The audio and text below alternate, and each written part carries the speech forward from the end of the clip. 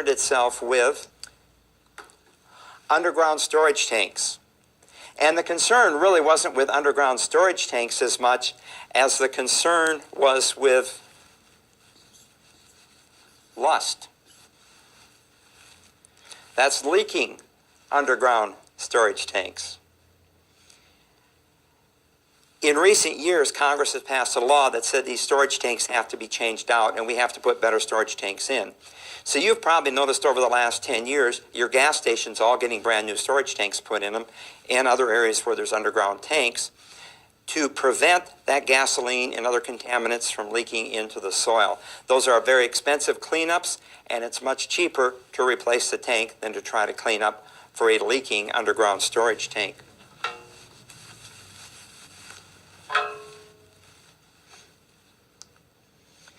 Let's talk a little bit about stigmatized properties. Now, the slide here says a property that has been psychologically impacted. We said we'd talk about material facts, and this is where the courts have come in and really addressed issues and have changed kind of the definition of material facts or latent defects from a physical condition, which was the original intent, to many other conditions. Now, one of these conditions we can talk about right away. Let's talk about the crime scene here. For example, the question arises, do you have to disclose a murder on the property?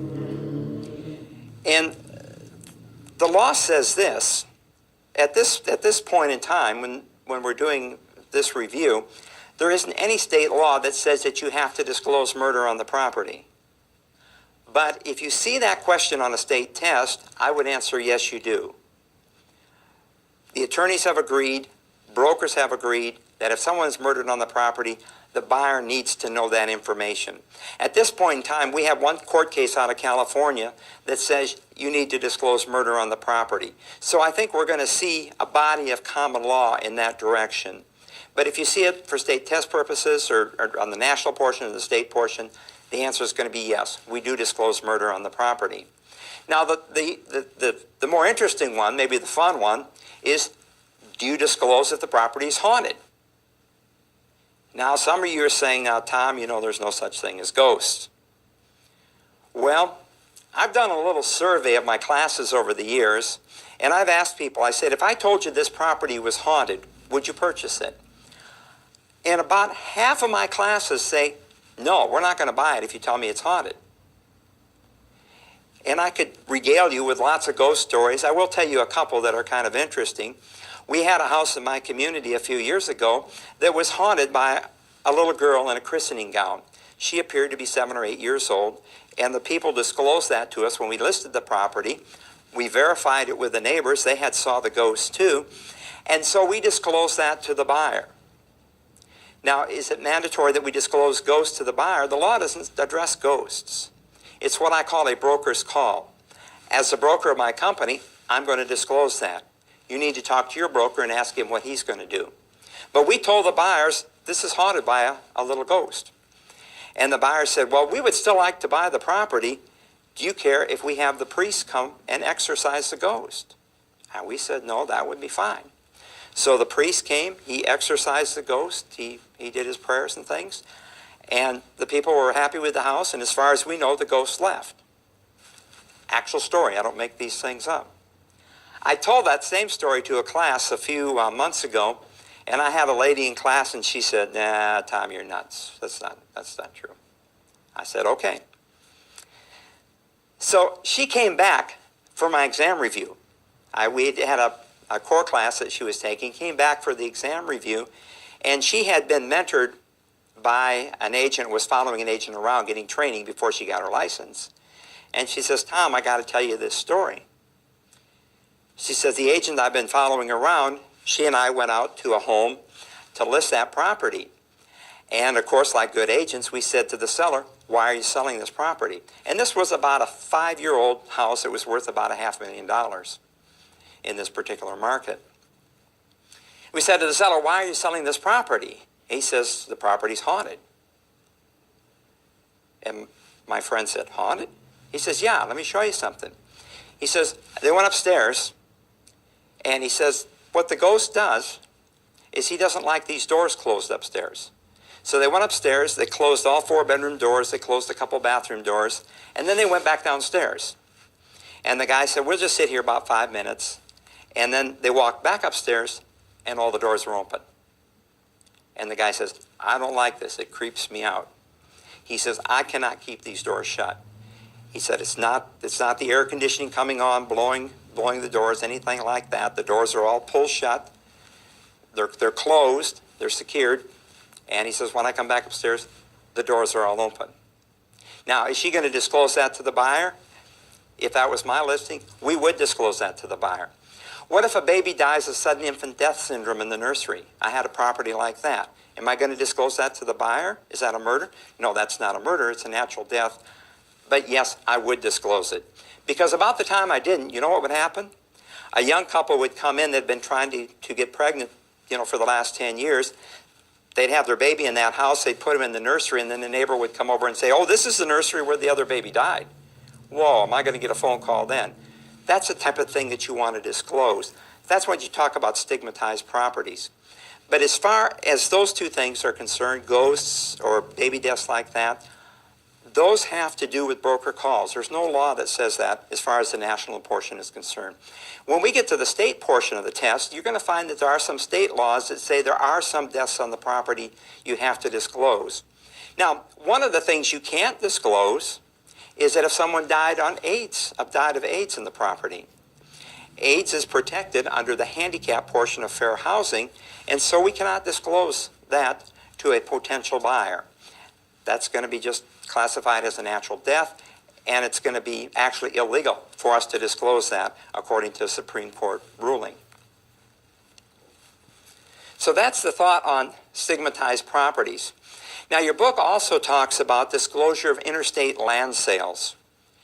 And maybe you've seen magazines where it says there's a big picture of the mountains and you can buy 5 acres on top of a mountain in Colorado, and you're sitting in Iowa reading about being able to buy that piece of land. Well, that type of advertising falls under the interstate land sales, where you're selling land beyond 2 or more states. And so that has to be registered with the Housing and Urban Development as to how that process is going to take place and how it regulates that particular type of advertising and that type of sale. There's also many disclosures that come under the finance disclosures, and we want to talk about those for a few minutes. The first one we want to address is some of the Truth in Lending Act, part of the Consumer Credit Protection Act. And this requires lenders to give consumers information about the cost of credit, including the APR. Those of you that have been to closings know that you'll get to closing and you'll get a disclosure about the cost of credit. And that disclosure will say, okay, you're paying $300,000 for the house, but if you make the payments over 30 years, you're really going to pay $575,000 for the house. You're getting a loan at 6.5% interest, but with the closing costs added back into that, the rate is really 7.25%. That's disclosure to financing terms under the Truth in Lending. It also requires lenders who use trigger terms to provide full disclosure. Now, when we talk about the trigger terms, and the trigger terms are going to fall under Regulation Z, they have to do with, for example, the amount of down payment, has to do with the annual interest rate, the amount of any payments, the length, the length of the contract, or the length of the mortgage. I advise don't memorize these trigger terms, because that's the hard thing. Let me show you an easier way to do that. And to give you an example of this, most of you have seen car ads. And you see on the top of that car ad, it says brand new Chevrolet, $150 a month, and there's a big asterisk beside that. You go down to the bottom of that page, and you see all that little chicken print down there. Well, that's the full disclosure. It says this is the amount of the down payment, this is the APR, this is how long you're going to finance this for, this is the amount of the monthly payment, this is the total amount of all the payments you're going to make. That's Regulation Z. And the easy way to remember the trigger terms is this. If you advertise any hard number, you have to provide that full disclosure with the exception of the APR. If I just give you the APR, I can give you that by itself. But if I give you any of these other things, then I have to provide that full disclosure, all that little print that goes across the bottom of the page. Or sometimes you'll hear that in radio ads, and that's where they got the guy talking really, really, really fast. And it's giving that full disclosure.